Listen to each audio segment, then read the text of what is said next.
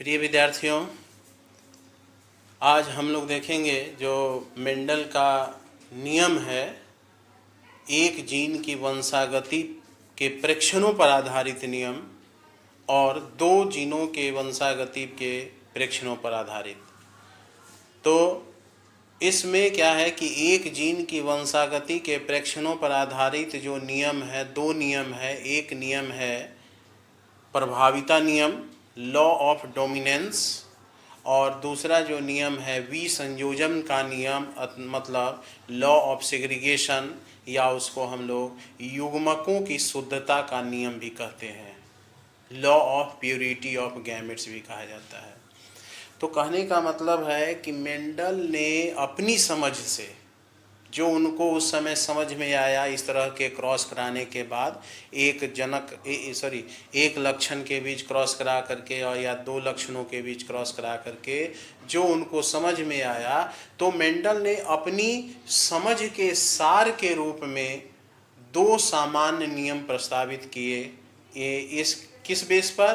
तो एक जीन की वंशागति पर, यानी एक संकर संकरण के बेस पर टोटल तीन नियम दिया गया है। तो प्रथम नियम हो गया क्या? प्रभाविता का नियम। और दूसरा नियम होता है जिसको हम लोग विसंयोजन नियम। दो जीनों पर जो आधारित है, यानी द्विसंकर संकरण पर आधारित जो है नियम, वह कहलाता है स्वतंत्र अपव्यूहन का नियम, लॉ ऑफ इंडिपेंडेंट असॉर्टमेंट कहा जाता है। तो दो नियम यहाँ देखिएगा, प्रथम नियम, द्वितीय नियम, प्रभाविता का नियम और विसंयोजन का नियम। अब कहता है जो प्रभाविता का नियम है, पहले भी हम लोग देख चुके हैं प्रभाविता के नियम में या प्रभाविता के बारे में, कि जब विषम युग्मजी में जब एलील मौजूद रहते हैं, जैसे कि कैपिटल टी स्मॉल टी, तो ये विषम युग्मजी हो गया। तो उसमें से कोई एक जो एलील होता है वह अपने प्रभाव को प्रदर्शित करता है, तो वो प्रभावी हो गया, डोमिनेंट हो गया। और जो अपने को नहीं प्रभावी करता है वह अप्रभावी कहलाता है, यानी वो रिसेसिव होता है। तो प्रथम नियम में कहता है क्या? इसको हम लोग लॉ ऑफ डोमिनेंस भी कहते हैं। इसमें 3-4 पॉइंट है लॉ ऑफ डोमिनेंस में। उसमें एक संकर क्रॉस में हम लोग देखेंगे कि क्या हो रहा है उसमें, जो उसका जीनोटाइप है। तो यहाँ पर देखिएगा F1 या F2 कोई भी ले लीजिए, उसमें उसका लॉ ऑफ डोमिनेंस का व्याख्या हो जाएगा, प्रथम पीढ़ी में चाहे दूसरे पीढ़ी में। उसमें क्या होता है, पहले भी बता चुके हैं कि जो लक्षणों को निर्धारित करने वाले जो कारक होते हैं वो विविक्त इकाइयों में, डिस्क्रीट यूनिट में रहते हैं, यानी एक ही क्रोमोसोम पर सेम बिंदु पर, गुणसूत्र के सेम बिंदु पर वो पाए जाते हैं। ठीक, जो कारक होते हैं, मेंडल ने ही ना बताया कि कुछ जनक में कारक होते हैं जो एक पीढ़ी से दूसरे पीढ़ी में गमन करते हैं। तो वही इसमें कहता है कि लक्षणों का जो निर्धारण होता है वह कारक नामक विविक्त इकाइयों के द्वारा होता है, जिसे हम लोग कारक कहते हैं। और कारक जो होते हैं हमेशा पेयर में रहते हैं, जैसे कैपिटल टी स्मॉल टी या कैपिटल टी स्मॉल टी। तीसरा कहता है पॉइंट कि यदि कारक के जो जोड़े होते हैं, जो सदस्य होते हैं असमान होते हैं, कारक जोड़ों के सदस्य अगर असमान है, जैसे कि कैपिटल टी स्मॉल टी, तो असमान हो गया।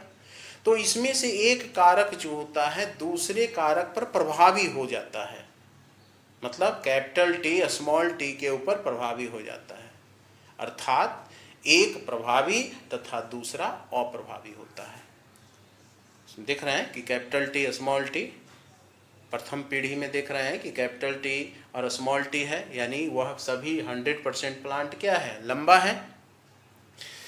और दूसरे पीढ़ी में देख रहे हैं कि 50% कैपिटल टी स्मॉल टी है और 50% में लंबा है, लेकिन उसमें स्मॉल टी भी है, लेकिन कैपिटल टी नामक एलील के कारण वो प्रभावी हो गया और स्मॉल टी क्या हो गया, अप्रभावी हो गया।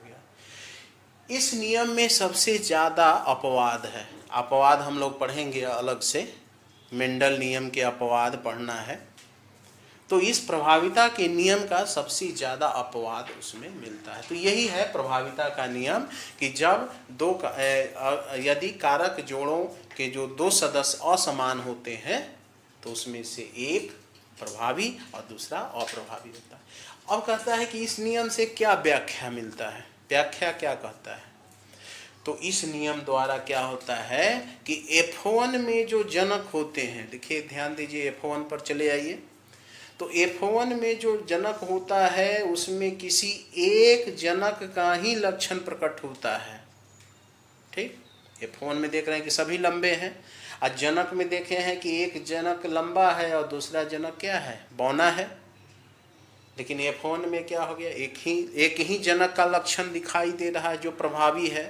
तो एक चीज़ इससे व्याख्या हो जाता है कि F1 में एक जनक की व्याख्या इसको समझा जा सकता है इससे। और दूसरा क्या समझा जा सकता है कि जो F2 पीढ़ी में जो होते हैं उसमें दोनों जनकों के लक्षणों को प्रकट होने को समझा जा सकता है। अब F2 में देख रहे हैं कि एक 3 लंबा है और एक बौना है, पेरेंट भी लंबा और बौना है, लेकिन यहाँ पर थोड़ा सा अंतर हो गया। वहाँ पर 50-50% था, यानी एक लंबा और एक बौना, तो F1 में सभी लंबे हो गए, और F2 में क्या हो गए कि 3 लंबे हो गए और एक बौना, यानी 75% लंबा और 25% बौना हो गया। तो ये हो गया। और दूसरा है क्या कि F2 में जो 3:1 का जो ये रेशियो है, इसको ये क्या करता है, स्पष्ट करता है। तो इसके सपोर्ट में वो डायग्राम दिया हुआ है NCERT बुक में, अपने से भी बना सकते हैं, उसमें कुछ नहीं है। जैसे कि इसमें देखना है तो आप देख सकते हैं कि क्या है कि ये जनक हो गया कैपिटल T, और एक जनक हो गया क्या, स्मॉल t। इसको जब क्रॉस कराया गया तो F1 पीढ़ी में क्या मिला, कैपिटल T स्मॉल t, ये F1 में मिला है। तो देख रहे हैं कि कैपिटल T डोमिनेंट हो गया और ये रिसेसिव हो गया, यानी हो गया क्या, सभी लंबे हो गए। अब इसके बाद क्या हो जाएगा कि इसको स्वयं परागण कराया जाएगा। यहाँ पर क्रॉस हुआ है तो स्वयं परागण होगा। तो स्वयं परागण के पहले इसमें गैमिट बनेगा। तो गैमिट एक जो है कैपिटल T, एक स्मॉल t, इसके बाद एक यहाँ पर कैपिटल T और एक स्मॉल t। अब इसको यहाँ पर क्या करा देना है, क्रॉस करा देना है।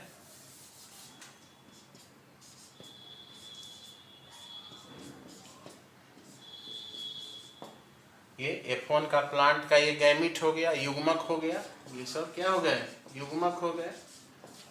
F1 पीढ़ी हो गया और ये हो गया F2 पीढ़ी। तो यहाँ पर कैपिटल T आ गया, capital T small t, capital T small t और स्मॉल t। क्या हो गया, 3 जो है लंबे हो गए और एक क्या हो गया, बौने हो गए, बौना हो गया। तो इस नियम से हम लोग समझ सकते हैं कि F1 पीढ़ी में केवल एक ही जनक का लक्षण आता है, लंबा या नाटा। तो लंबा का आ रहा है। और F2 पीढ़ी में दोनों जनकों के लक्षण आते हैं, तो लंबा भी हो रहा है और बौना भी हो रहा है। प्लस इससे 3:1 को इससे समझा जा सकता है। तो ये प्रथम नियम है प्रभाविता का, ये प्रथम नियम है। इसके बाद हम लोग देखते हैं जो दूसरा नियम है, जिसको हम लोग कहते हैं विसंयोजन का नियम। इसको नोट कर लीजिए।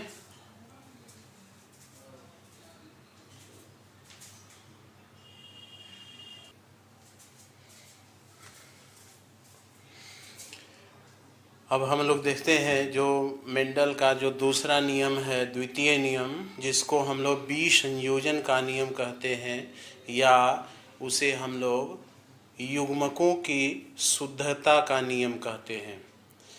इस नियम में कहता है कि जो युग्मक या जो जनक या जिस जनक में एलील जोड़े में रहते हैं वो कभी आपस में मिक्स नहीं होते हैं, वो आपस में ब्लेंड नहीं होते हैं। जैसे कैपिटल टी स्मॉल टी, तो ये दोनों मिल करके एक लंबा और एक नाटा, तो ये नहीं है कि दोनों मिल करके और मंझोले हो जाएं, मिडिल वाले हो जाएं, ऐसा ये नहीं कर पाते हैं। जब ये करेंगे तो ये फिर युग्मक जब बनेंगे तो ये अलग अलग हो जाते हैं। जैसे कि गैमेट फॉर्मेशन में होता है कि जो देख रहे हैं कैपिटल टी और स्मॉल टी, तो जब ये अलग हुए हैं, गैमेट बना है, तो कैपिटल टी अलग गैमेट में, स्मॉल टी दूसरे गैमेट में चला गया है। F1 पीढ़ी में देख रहे हैं वो कि कैपिटल टी अलग गैमेट में, स्मॉल टी अलग गैमेट में। अब फिर F2 में क्या हुआ है कि दोनों युग्मक जब एक साथ मिले हैं तो कैपिटल टी एक जगह पर है, दो जगहों पर कैपिटल टी स्मॉल टी है, ठीक है ना, और एक जगह पर स्मॉल टी है। तो इसमें यही कहता है कि जो युग्मक होते हैं वो शुद्ध होते हैं, वो मिश्रित नहीं होते हैं, या तो प्रभावी वाले होंगे या अप्रभावी वाले होंगे। अब फिर जब दोनों आपस में मिल जाते हैं जाइगोट में, तो फिर वो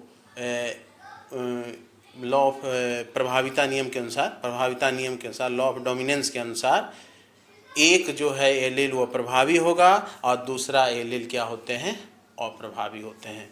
अब इसमें जो समयुग्मजी होते हैं उसमें एक ही तरह का गैमेट बनता है, और जो विषम युग्मजी होते हैं वो उसमें दो तरह के गैमेट युग्मक का निर्माण होता है, क्योंकि इसमें दिख रहे हैं।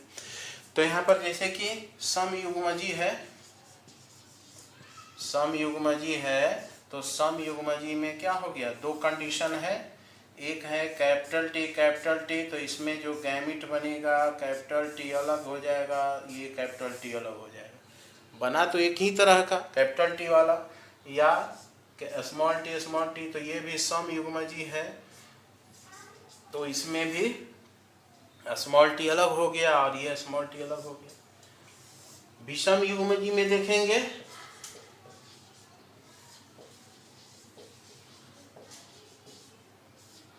तो विषम युग्मजी में हो गया जैसे कि कैपिटल टी स्मॉल टी है F1 में, F1 पीढ़ी में है ना, तो F1 पीढ़ी का जो गैमेट बनेगा उसमें देख रहे हैं कैपिटल टी अलग हो जा रहा है और स्मॉल टी क्या हो जा रहा है, अलग हो जा रहा है।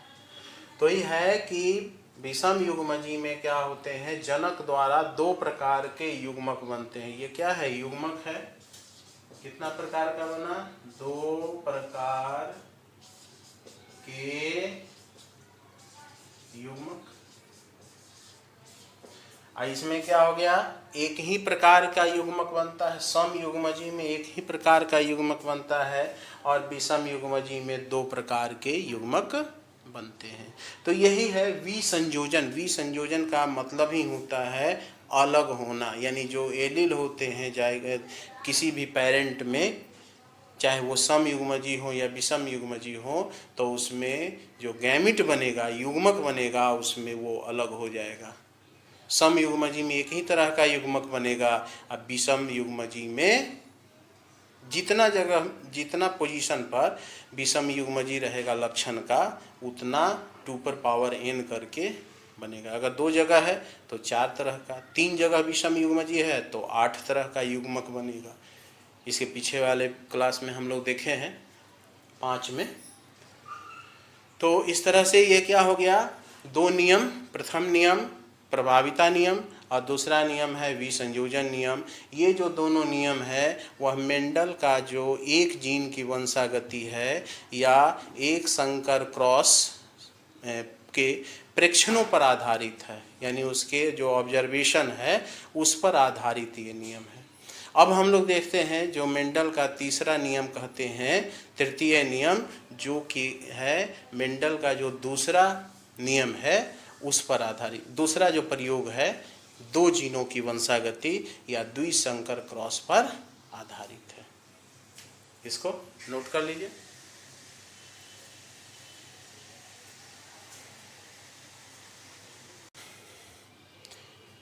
अब हम लोग देखते हैं जो मेंडल का तृतीय नियम है जो आधारित है किस पर, दो जीनों की वंशागति या द्विसंकर संकरण के प्रयोग पर, प्रयोग के जो प्रेक्षण है, ऑब्जर्वेशन है, उस पर आधारित है। इस नियम को कहते हैं हम लोग तृतीय नियम, या इसको स्वतंत्र अपव्यूहन का नियम, या इसको कहा जाता है law of independent assortment. Independent का मतलब क्या होता है, स्वतंत्र, और असॉर्टमेंट का मतलब अपव्यूहन।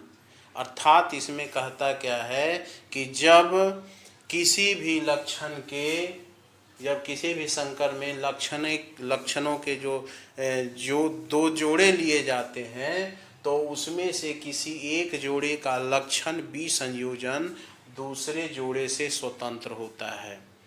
मतलब कि इसमें कोई भी जोड़ा जो है वह कोई भी जोड़ा एक दूसरे से जुड़ा हुआ नहीं रह सकता है। जैसे कि हम लोग देखे हैं द्विसंकर क्रॉस में, ये देखिए इसमें बताया गया है इस प्रयोग में, द्विसंकर का प्रयोग में, कि एक लक्षण है गोल बीज है और पीला बीज है, और दूसरा लक्षण है झुर्रीदार है और हरा है ठीक। उसके बाद क्या हुआ है कि प्रथम पीढ़ी में तो गोल और पीला मिला है, तो ये तो खैर प्रभाविता का नियम से सिद्ध हो गया। अब फिर जो दूसरा पीढ़ी देख रहे हैं तो उसमें आप देखेंगे रेशियो मिला है क्या, 3:1 का। रूप का भी अनुपात वही मिला है और रंग का भी वही मिला है। मतलब 3 अनुपात यानी 3/4 मिला है क्या आपको, ये गोल मिला है, और 1 मिला है झुर्रीदार। रंग में देखिएगा तो 3/4 जो है वह पीला मिला है, और 1/4 क्या है, हरा मिला है। तो या उसको अगर टोटल जोड़ कर देखा जाए तो 9:3:3:1 मिला है। मतलब कि गोल और पीला एक साथ पहला जनक में है, गोल और पीला, लेकिन F2 में आते आते क्या हुआ है कि गोल के साथ कुछ हरा भी आ गया है, यानी हरा वाला जो जीन है वो चला गया है झुर्रीदार वाले के साथ। 9 में आया है, गोल और पीला साथ साथ है 9 बीज में, लेकिन 3 बीज ऐसा है जिसमें गोल और हरा हो गया है। तो देखें ना कि यहाँ पर जनक में जो दोनों कैरेक्टर एक साथ जुड़ा हुआ था वह F2 में आते आते क्या हो गया, अलग हो गया, दूसरे के साथ गठबंधन कर लिया।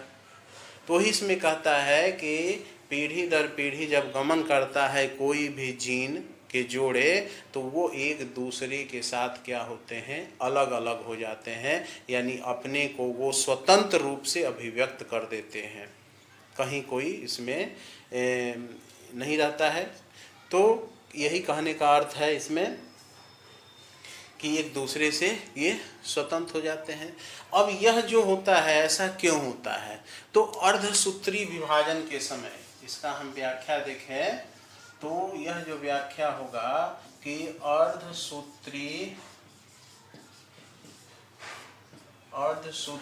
विभाजन, ये युग्मक बनने का ये एक प्रक्रिया है, और अर्धसूत्री विभाजन में एक आता है अवस्था एनाफेज, प्रथम अवस्था आता है कि एनाफेज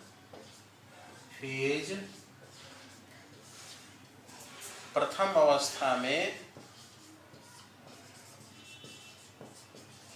अवस्था में क्या होते हैं कि गुणसूत्रों का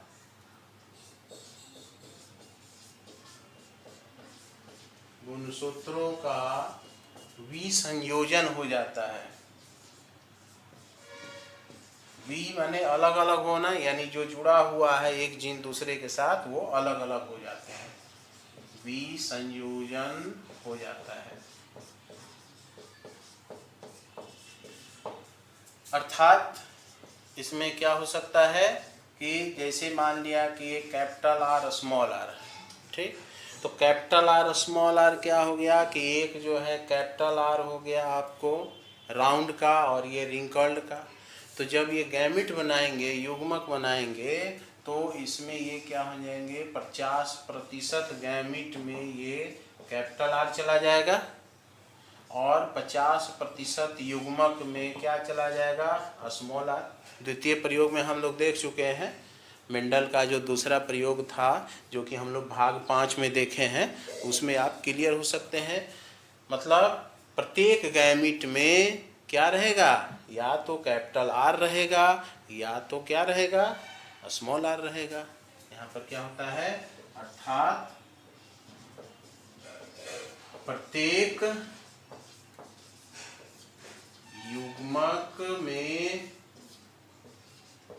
क्या रहते हैं, कैपिटल आर या स्मॉल आर रहते हैं। तो ये हो गया क्या, रूप का। उसके बाद कलर का देखेंगे तो कैपिटल वाई हो गया पीला का और स्मॉल वाई हो गया हरा का। ये भी क्या होते हैं, युग्मक के समय, एनाफेज के समय ये भी 50% जो है वो कैपिटल वाई और 50% जो है स्मॉल वाई के रूप में अलग हो जाते हैं। इसमें भी क्या हो गया कि अर्थात जो कैपिटल आर रखे हुए हैं, जो कैपिटल आर रखे हुए हैं वो या तो कैपिटल वाई या स्मॉल वाई रखेंगे, साथ में चले जाते हैं, या जो स्मॉल वाई रखे हुए हैं युग्मक उसमें या तो कैपिटल वाई या स्मॉल वाई हो जाता है। तो यहाँ पर अर्थात क्या हो गया कि जो युग्मक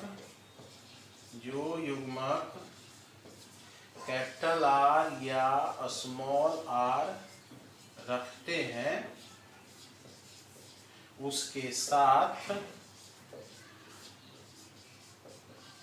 उसके साथ क्या हो रहा है कि दोनों में से कोई एक रह सकता है, तो उसके साथ कैपिटल वाई या स्मॉल वाई रहता है। और परिणाम स्वरूप क्या होता है कि परिणाम स्वरूप 4 तरह के युग्मक बनते हैं, 4 प्रकार के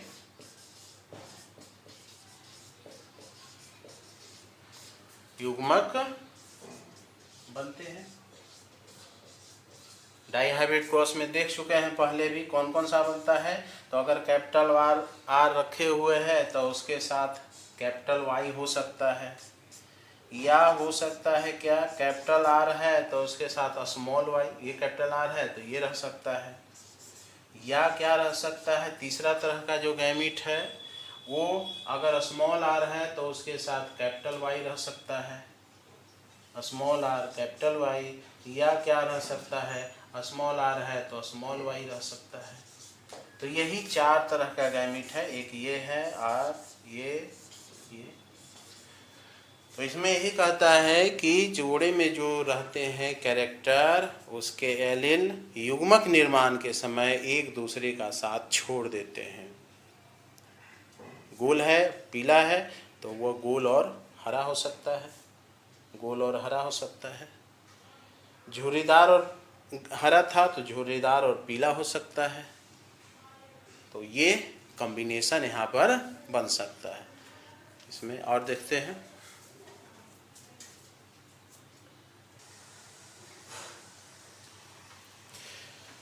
अब हम लोग देखते हैं कि जो F2 का जो अनुपात आया है कितना आया है, 9:3:1 आया है। तो कहता है कि हम क्या कहते हैं, F2 के फिनोटाइप है कितना है, 9:3:3:1। इसको हम लोग क्या करेंगे, कॉम्बिनेशन सीरीज में अगर जोड़ के देखें तो क्या रिजल्ट होगा, यानी इसको हम लोग डिराइव्ड करें, फिनोटाइप को संयोजन क्रम में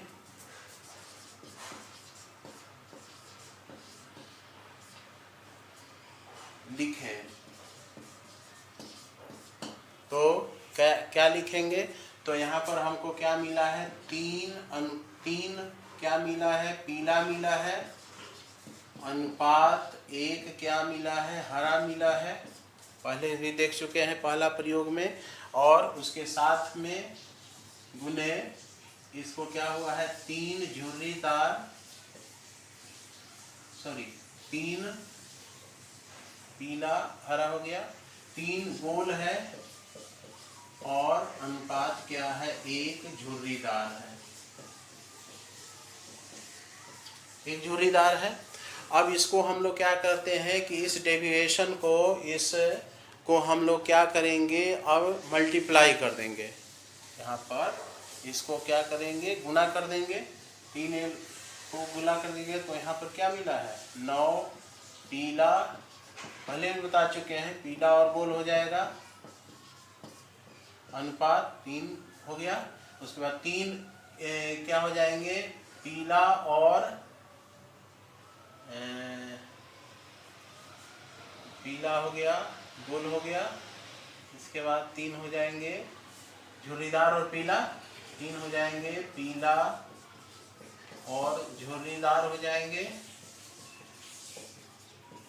इसके बाद क्या हो जाएगा, 1 को इसके साथ करिए, 3 से गुना कीजिए तो 3 हो जाएगा गोल और हरा हो जाएगा, और क्या हो जाएगा अनुपात, इसको 1 से करिए तो 1 हो जाएगा झुर्रीदार और हरा हो जाएगा। तो इस तरह से ये क्या रेशियो मिला, 9 3 3 1 मिला, 9 3 3 1 मिला। ठीक, अब इसको हम लोग क्या करते हैं कि जीनोटाइप इसका देखते हैं। 9 3 3 1 तो मिला है, तो इसका जीनोटाइप क्या होगा, जीनोटाइप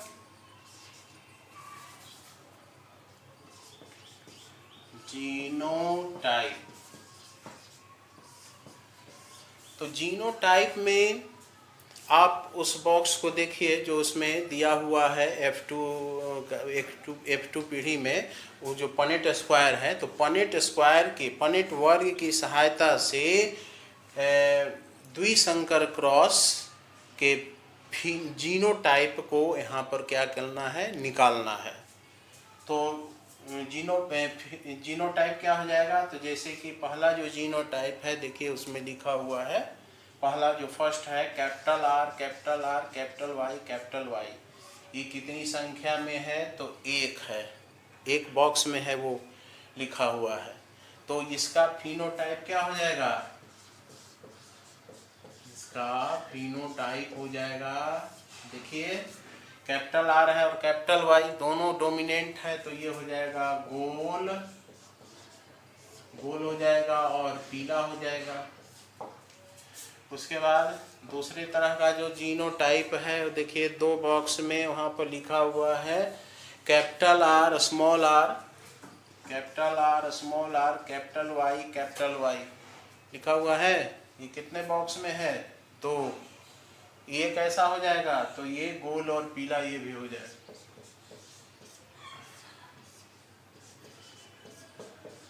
गोल और पीला ये भी हो जाएगा। तीसरा तरह का जो जीनोटाइप है उस बॉक्स में देखिए पनेट स्क्वायर में, वह है स्मॉल आर कैपिटल वाई, ये एक बॉक्स में है। टोटल 16 बॉक्स का हम लोग यहाँ पर गणना कर रहे हैं, उसमें देख रहे हैं कौन कौन सा जीनोटाइप है। तो ये कैसा हो जाएगा, स्मॉल आर यानी झुर्रीदार, ये हो जाएगा झुर्रीदार और पीला, देख रहे हैं झुर्रीदार और पीला इसके जैसा। उसके बाद 4th नंबर में जो है जीनोटाइप वह कैसा है, कैपिटल आर और कैपिटल वाई स्मॉल वाई, ये कितने जगह पर है, 2 जगह पर। 5वां जो है आपको जो जीनोटाइप है वह है capital R capital Y small Y, ये 4 स्थान पर है, 4 बॉक्स में है, 4 स्क्वायर में है। उसके बाद 6 टाइप का जो जीनोटाइप है उसमें देखिए क्या है, small R capital Y small Y, इस तरह का भी नहीं लिखे हैं, यहाँ लिखे हैं स्मॉल आर कैपिटल वाई, यहाँ कैपिटल वाई स्मॉल वाई लिखे हैं। तो ये कितने बॉक्स में है, 2 बॉक्स में देखिए ध्यान से उसमें लिखा हुआ है। उसमें है, पनेट स्क्वायर में निकाला हुआ है। इसके बाद क्या है, स्मॉल आर के बाद कौन सा है, कैपिटल आर, स्मॉल वाई, ये एक जगह है। क्लियर। अब ये कैसा होगा ये आपको निर्धारित करना है, क्या इसका फिनोटाइप होगा। इसके बाद 8 नंबर जो है यहाँ पर उसमें क्या है, कैपिटल आर स्मॉल आर और स्मॉल वाई, ये कितने जगह पर है, 2 जगह पर है। और अंत में क्या है, स्मॉल आर जो सबसे लास्ट में है, स्मॉल आर स्मॉल वाई, ये एक जगह है। तो ये इसका जीनोटाइप हो गया। 1 2 1 2 4 2 1 2 1, टोटल देखिएगा गिन करके तो यहाँ पर कितना आ जाएगा, 16 बॉक्स है। तो 16 बॉक्स जो स्क्वायर है पनेट वर्ग, उसमें इसी तरह का लिखा हुआ है और उसमें फिनोटाइप भी दिया हुआ है, कलर करके भी दिया हुआ है कि गोल और पीला कहाँ है, झुर्रीदार और पीला कहाँ है। ये कैसा होगा, ये भी गोल और पीला होगा, ये भी गोल और पीला होगा। ये कैसा होगा, ये भी गोल और पीला होगा। 9 है ना गोल पीला, तो देखिए 9 में से ये हो गया गोल और पीला, 1 2 और 2 4 और ये हो गया 4 8। उसके बाद 2 1 3 और 2 5 4 9 हो गया गोल पीला। उसके बाद ये क्या हो जाएगा, झुर्रीदार और पीला हो जाएगा, ऐसा झुर्रीदार और पीला।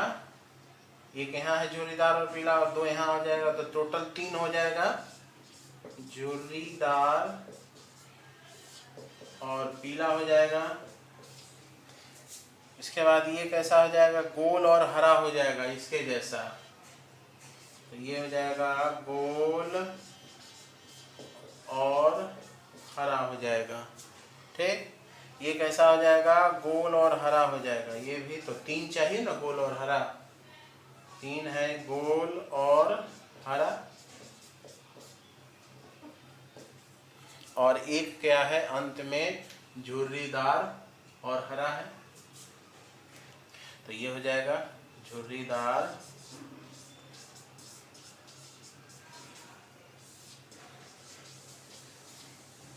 झुर्रीदार और हरा हो गया। तो इससे हमको ये जीनोटाइप हो गया, कितना तरह का ये जीन है, टाइप ऑफ जीन है, प्रकार है, जीन के प्रकार है, और उससे क्या है फिनोटाइप होगा। तो यही 4 तरह के फिनोटाइप होगा।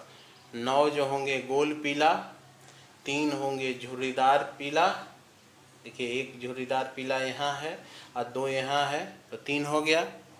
3 होंगे गोल और हरा, तो एक यहाँ है 2 यहाँ है, तो गोल हरा देखिए बॉक्स में है, अंतिम वाले 4 बॉक्स में हरा है, और एक है झुर्रीदार और हरा, सबसे लास्ट में दिया गया है। तो इस तरह से ये क्या कहता है इस नियम में कि 2 जोड़ी जो होते हैं लक्षण, वह गैमिट के समय, गैमिट निर्माण के समय, युग्मक निर्माण के समय एक दूसरे से स्वतंत्र हो जाते हैं और स्वतंत्र होकर के दूसरे कैरेक्टर के साथ मिल जाते हैं और मिल करके अपने को प्रदर्शित करते हैं। तो इतना हो गया क्या, मेंडल के नियम। 3 नियम हो गए, प्रभाविता का नियम, विसंयोजन का नियम और स्वतंत्र अपव्यूहन का नियम। आज इतना ही, इसको नोट कर लीजिए।